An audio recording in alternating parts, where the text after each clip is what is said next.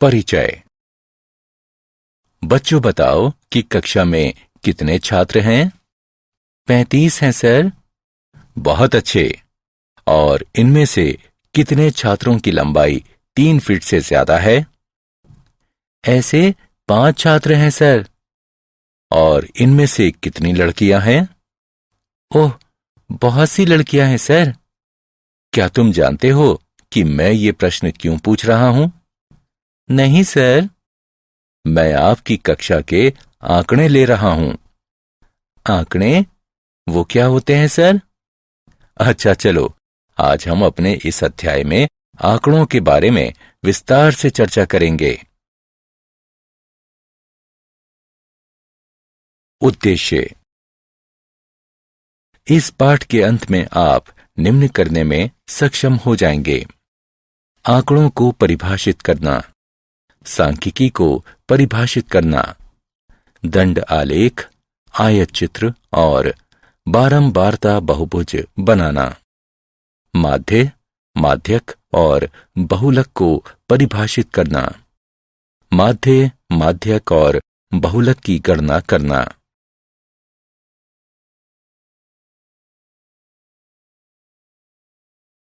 परिभाषा। हम जानते हैं कि संख्यात्मक या अन्य तथ्य या चित्र, जिन्हें आंकड़े यानी डाटा कहते हैं, एक खास उद्देश्य से एकत्रित किए जाते हैं। डाटा लैटिन शब्द डेटम का बहुवचन है।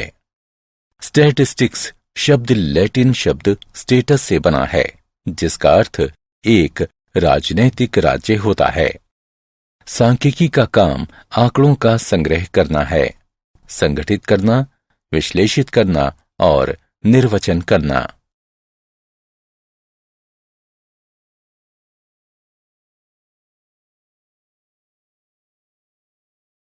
आंकड़ों का संग्रह है। आंकड़े दो प्रकार के होते हैं, एक प्राथमिक आंकड़े और दूसरे गौण आंकड़े। प्राथमिक आंकड़े।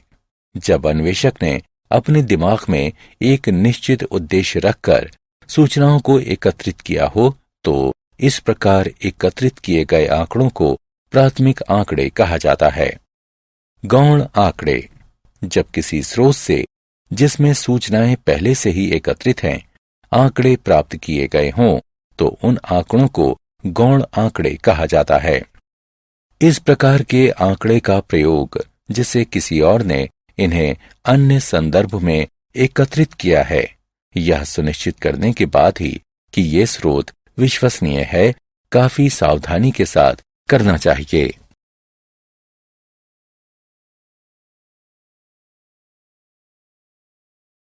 आंकड़ों का प्रस्तुतिकरण।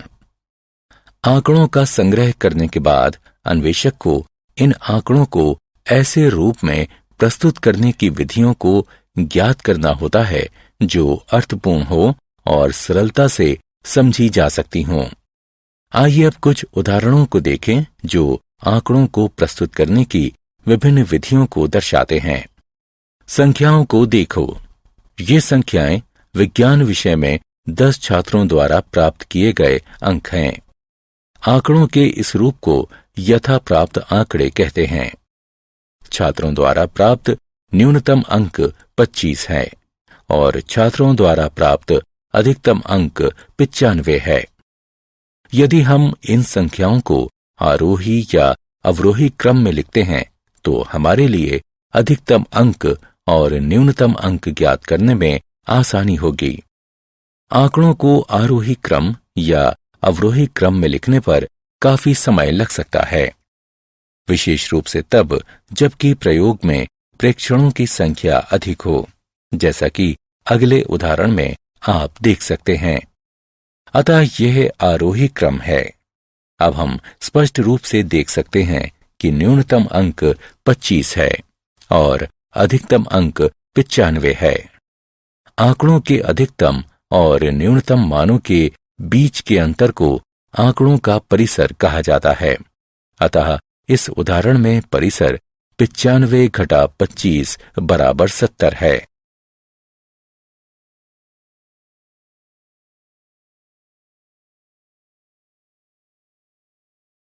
बारंबारता।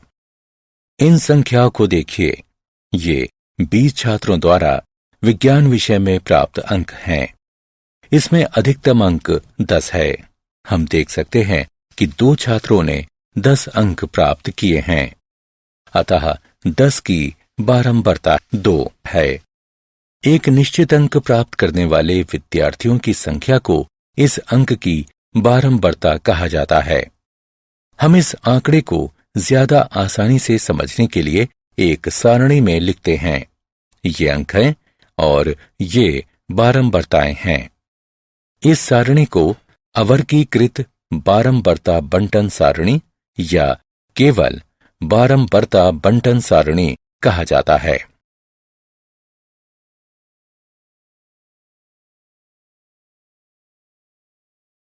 वर्गीकृत बारंबारता बंटन सारणी। कई बार हमें आंकड़ों की बड़ी संख्या प्राप्त होती है, तो ऐसी बड़ी संख्या वाले आंकड़ों को प्रस्तुत करने के लिए हम इन्हें वर्गों में बांट देते हैं, जैसे 0 से 3, 4 से 7 से लेकर 16 से 19 तक, क्योंकि हमारे आंकड़े 1 से 18 तक हैं। इन वर्गों को वर्ग या वर्ग अंतराल कहते हैं और माप को वर्ग माप या वर्ग चौड़ाई कहा जाता है। यहाँ माप 4 है। इन सभी वर्गों में सबसे छोटी संख्या को निम्न वर्ग सीमा और सबसे बड़ी संख्या को ऊपरी वर्ग सीमा कहते हैं। जैसे 0 से 3 में 0 निम्न वर्ग सीमा है और 3 ऊपरी वर्ग सीमा है। इस प्रकार की सारणियों को वर्गीकृत बारंबारता बंटन सारणी कहते हैं।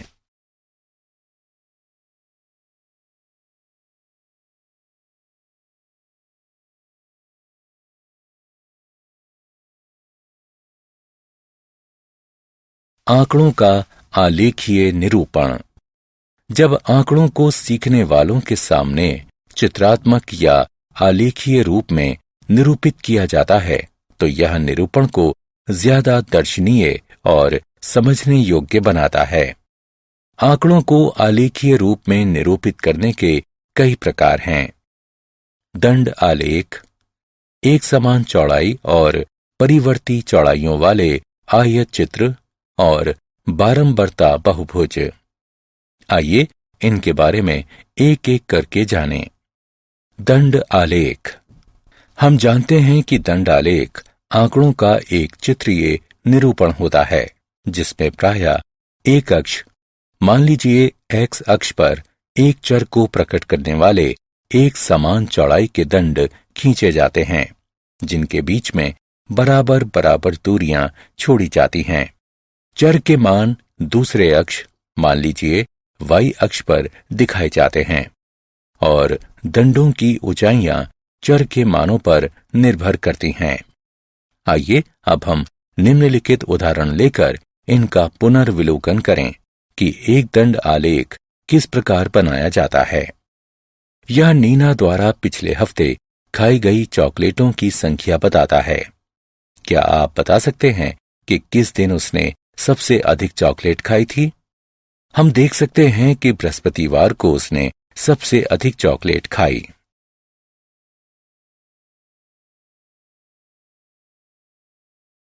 दंड आलेख का निरूपण। अब हम सीखेंगे कि दंड आलेख का निरूपण किस प्रकार करते हैं। इस सारणी को देखिए। यह 20,000 मासिक आय वाले परिवार के विभिन्न वस्तुओं पर खर्च को दर्शाती है। आइए एक दंड आलेख खींचिए। दंड आलेख बनाने के लिए हम वस्तुओं को क्षैतिज अक्ष पर और खर्च को ऊर्ध्वाधर अक्ष पर दर्शाते हैं। दोनों अक्षों पर वस्तु और खर्च को चिन्हित कीजिए। यहाँ 1 का अर्थ है 1000 और 2 का अर्थ 2000 है। अब अपनी पहली वस्तु को निरूपित करने के लिए, जो कि ग्रोसरी है, हमें 4 इकाई का एक दंड बनाना है। इसी प्रकार दूसरी वस्तुओं को 1 इकाई के अंतराल के बाद 2 क्रमागत दंडों द्वारा निरूपित करते हैं। आयत चित्र। दंड आलेख की तरह ही आयत चित्र भी आलेख पत्र पर बनाए गए स्तंभों से बनता है। आमतौर पर दो आसन्न स्तंभों के बीच कोई रिक्त स्थान नहीं होता। यह संतत अंतरालों के लिए प्रयुक्त होता है। इस बारंबारता सारणी और इस वर्ग अंतराल को देखिए। ये अंतराल संतत है। यह बारंबारता सारणी 36 छात्रों के द्रव्यमान को निरूपित करती है। आलेख खींचने के लिए भार को क्षैतिज अक्ष पर और छात्रों की संख्या को ऊर्ध्वाधर अक्ष पर निरूपित करते हैं। चूंकि अधिकतम बारंबारता 15 है, इसलिए हमें अधिकतम बारंबारता को निरूपित करने के लिए पैमाना चुनना होगा। साथ ही क्योंकि पहला वर्ग अंतराल 0 के बजाय 30.5 से प्रारंभ होता है, हम इसे अक्ष पर एक व्यवधान के द्वारा अंकित करेंगे। आइए अब वर्ग अंतराल 30.5 से 35.5 के लिए 9 सेंटीमीटर लंबाई का एक आयत बनाएं। इसी प्रकार हम दूसरा आयत बनाते हैं। इसे आयत चित्र कहते हैं।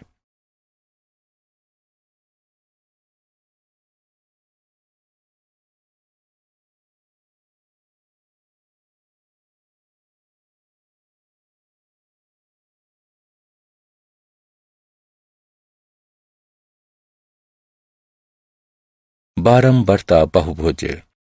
किसी बारंबारता बहुभुज बनाने हेतु आयत चित्र के संगत आयतों की ऊपरी भुजाओं के मध्य बिंदुओं को रेखाखंडों से जोड़ देते हैं। आयत चित्र बनाए बिना ही बारंबारता बहुभुजों को स्वतंत्र रूप से भी बनाया जा सकता है। इसके लिए हमें आंकड़ों में प्रयुक्त वर्ग अंतरालों के मध्य बिंदुओं की आवश्यकता होती है। वर्ग अंतरालों के इन मध्य बिंदुओं को वर्ग चिन्ह कहा जाता है। वर्ग अंतराल के वर्ग चिन्ह प्राप्त करने के लिए हमें सभी ऊपरी सीमाओं और निम्न सीमाओं का योग करके उसे 2 से विभाजित कर देते हैं। बारंबारता बहुभुज समान प्रकृति के दो अलग अलग आंकड़ों की तुलना करने में बहुत उपयोगी होता है। जैसे एक ही विद्यालय के 2 फुटबॉल टीमों के प्रदर्शन की तुलना।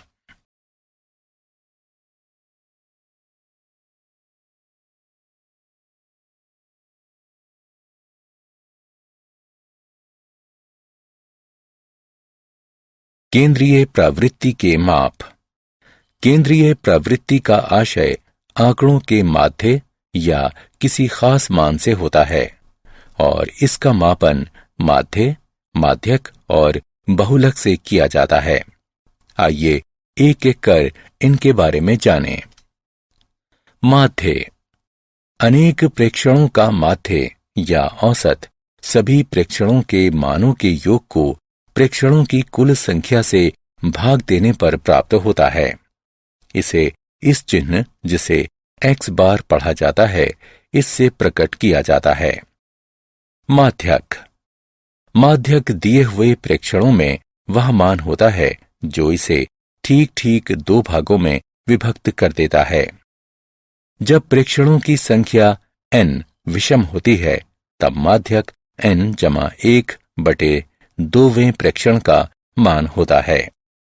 उदाहरण के लिए यदि n बराबर 13 है, तो 13/1/2वां माध्यक होगा, जो कि 7वां प्रेक्षण है। और प्रेक्षणों की संख्या n सम होती है, तब माध्यक n/2वां और n/2 = 1वां प्रेक्षणों का माध्य होता है।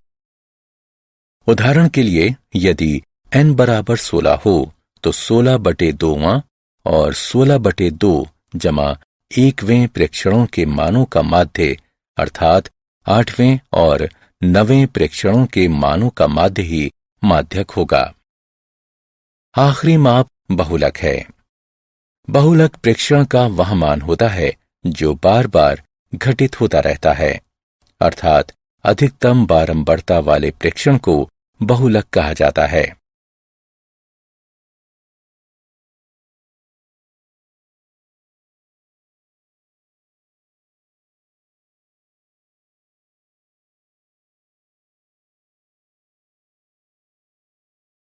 उदाहरण। आइए अब एक उदाहरण को हल करते हैं। माउंट राइवल प्रत्येक वर्ष एक फुटबॉल प्रतियोगिता आयोजित करता है। इस वर्ष 10वें खेल में घरेलू टीम की ओर से सबसे अधिक गोल करने वाले ने 7, 5, 0, 7, 8, 5, 5, 4, 4 और 5 गोल किए। माध्य स्कोर क्या है? आइए हम एक चर xi का प्रयोग करें जो कि i वे प्रेक्षण को प्रकट करता है। इस स्थिति में i का मान 1 से 10 के बीच हो सकता है। अतः हमारा पहला प्रेक्षण x1 है और दूसरा प्रेक्षण x2 है और x10 तक सभी मान इसी प्रकार होंगे। यहाँ x1 बराबर 7 पहले प्रेक्षण का मान है। इसी प्रकार x2 बराबर 5, x3 बराबर 0, x4 बराबर 7, x5 बराबर 8, x6 बराबर 5, x7 बराबर 5, x8 बराबर 4, x9 बराबर 4 और x10 बराबर 5। अतः माध्य x बार बराबर सभी प्रेक्षणों का योग बटे प्रेक्षणों की कुल संख्या, जो कि x1 जमा x2 जमा x3 जमा x4 जमा x5 जमा x6 जमा x7 जमा x8 जमा x9 जमा x10 बटा 10 के बराबर है, जो 7 जमा 5 जमा 0 जमा 7 जमा 8 जमा 5 जमा 5 जमा 4 जमा 4 जमा 5 बटा 10 के बराबर है। यह 50 बटा 10 के बराबर है, जो कि 5 के बराबर है। अतः माध्य स्कोर 5 है। यदि प्रेक्षणों की संख्या ज्यादा जैसे x 30 होती तो माध्य की तुलना करने में काफी समय लगता। ऐसे प्रश्नों को हल करने के लिए हम संकलन के लिए ग्रीक चिन्ह सिग्मा का प्रयोग करते हैं। अतः x1 जमा x2 जमा x3 जमा इत्यादि जमा x 30 तक लिखने के बजाय हम इसे xi का योग लिखते हैं, जहां i का मान 1 से 30 तक विचरण करता है। यह अवर्गीकृत बारंबारता के लिए है। 20 छात्रों द्वारा प्राप्त अंकों 10 में से उसका बहुलक ज्ञात कीजिए। हम जानते हैं कि बहुलक उस प्रेक्षण का मान है जिसकी बारंबारता अधिकतम होती है। आइए इन चिन्हों को आरोही क्रम में व्यवस्थित करें। हम देख सकते हैं कि 9 सबसे अधिक आ रहा है, अतः हम कह सकते हैं कि 9 ही अंकों का बहुलक है।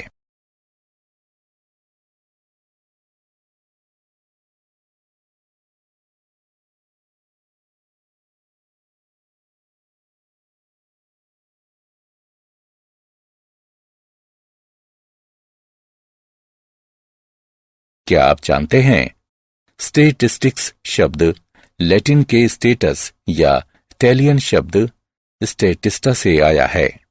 इन शब्दों का अर्थ राजनैतिक राज्य या सरकार होता है। शेक्सपियर ने अपने नाटक हैमलेट सन 1602 में स्टेटिस्टिक्स शब्द का प्रयोग किया है। पुराने समय में सांख्यिकी का प्रयोग शासकों द्वारा किया जाता था, लेकिन सांख्यिकी का प्रयोग शासकों और राजाओं तक ही सीमित था, जो इसका प्रयोग अपने सैन्य क्षमता, संपत्ति, करों और दूसरे सरकारी मदों के आकलन के लिए अपने राज्य की भूमि, कृषि, वाणिज्य, जनसंख्या की गणना के लिए किया करते थे।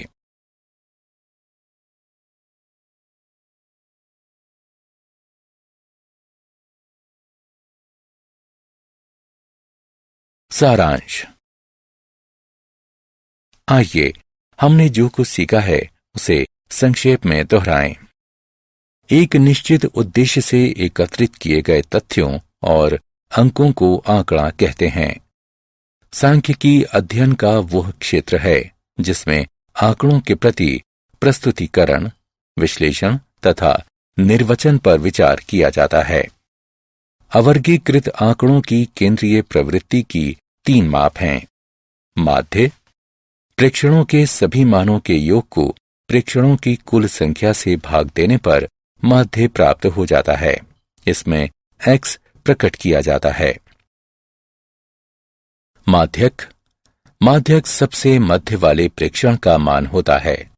जब प्रेक्षणों की संख्या n विषम होती है तब माध्यक n/1/2वें प्रेक्षण का मान होता है, और यदि प्रेक्षणों की संख्या n सम होती है तब माध्यक n/2वें और n/2 = 1वें प्रेक्षणों का माध्य होता है। बहुलक, सबसे अधिक बारंबारता वाला प्रेक्षण बहुलक होता है।